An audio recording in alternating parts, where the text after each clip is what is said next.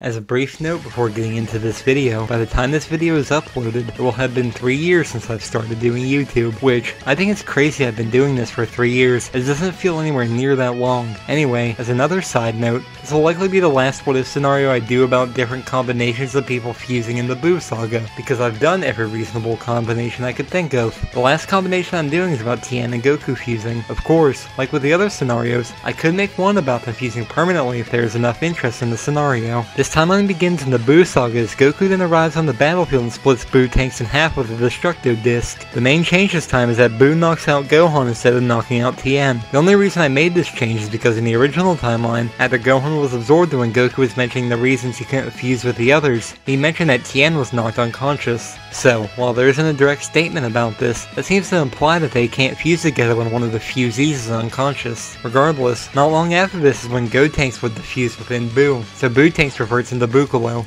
Normally, Goku decided not to fuse here, since he said Gohan was able to handle Buccalo, but since Goku himself said he was weaker than Super Buu, he would know he can't take on Buccalo without fusion, so he doesn't give Buu the time to absorb Gohan. Since the options to fuse with are now Tien, Dende, or Hercule, he chooses to toss the Potara earring to Tien. Once Tien catches it, he tells Tien to put it on, and after he does, they fuse into Tien-Ku. Shortly after they fuse, that's when Vegeta and fortune teller Baba arrive on the Earth. Anyway, before getting into Tien-Ku's fight against Buccalo, I'm going to describe what their personality would be like and how strong they would be. Starting with his personality, from Tien he would get his stern and serious side. He would also be an honorable warrior that cares deeply about the ones he tries to protect. This fusion would also get Goku's ingenuity and creativity when it comes to fighting. Normally I'd say these fusions involving Goku would get his easygoing and cheerful nature, but I think it would be different here. Goku can be serious when he needs to be, so his seriousness in combination with Tien's makes this a very serious fusion. There might be some times where he shows a laid-back nature, but it will only show up in times where he can afford to not be as serious as he usually is. Power-wise, we don't have many statements or scenes that would showcase Tien's strength in the Buu saga. The most we see is him deflecting a finger beam that Buu shoots at him, and this was after Buu absorbed both Gotenks and Piccolo. Regardless, this fusion would be stronger than if Goku fused with either Dende or Hercule. Also, since this fusion is only going against Buccalo, it will be a far easier fight since he doesn't have to fight Buhan, since Buccalo is leagues weaker than Buhan, especially since fusions can use forms that only one of the fusees possess. They can theoretically go Super Saiyan, Super Saiyan 2, or Super Saiyan 3 if they need to. When the fight between Tien-Ku and Buccalo starts, this would be a very one-sided fight. Because of Tien-Ku's seriousness, he wouldn't give Buu a chance to hit him back or risk giving him a chance to try and absorb Gohan.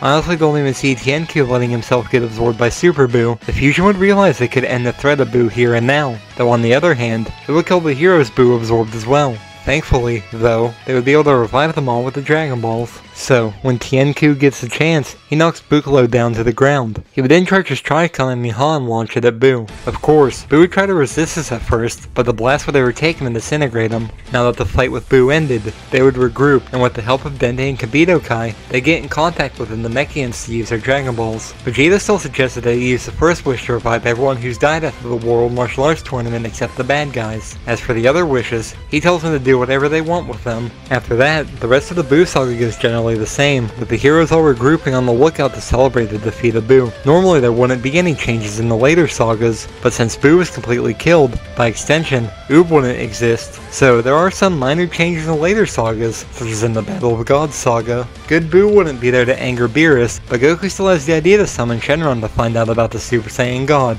Then as for the Goku Black saga, that would be the first time Goku and Vegeta fused together. If we follow the anime version of the Tournament of Power, Buu wouldn't be in the Xeno exhibition match.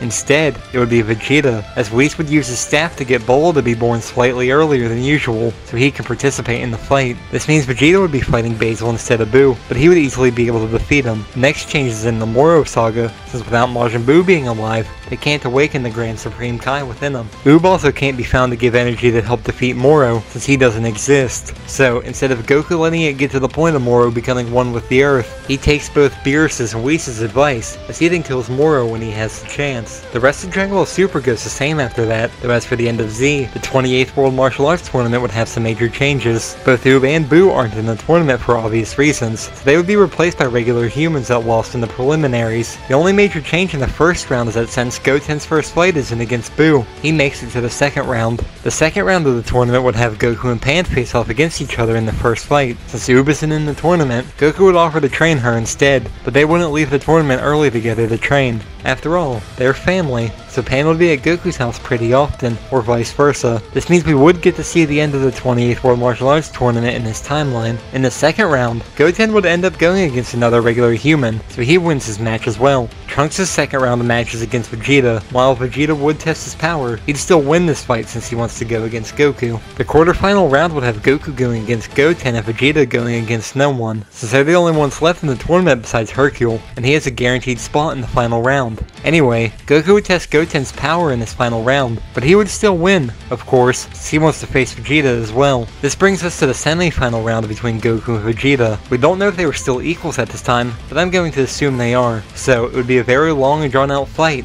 but I think Goku would be the one to win this fight in the end. Then the final round is between Goku and Hercule. Something to mention about Hercule is that it could be up for debate if he'd still be the champion at this time. In the original timeline, at the 25th World Martial Arts Tournament, he had Buu enter the tournaments and throw the match in the final round, so that he'd remain the champion. Obviously, without Buu alive, he couldn't do that. However, I think Hercule would have kept his title as champion, just because of sheer luck and gag moments. Anyway, as Goku promised to do, he would throw the final match so that Hercule wins the tournament. Now that the tournament is over, he would take Pan and fly home with her, so that they could start their training together.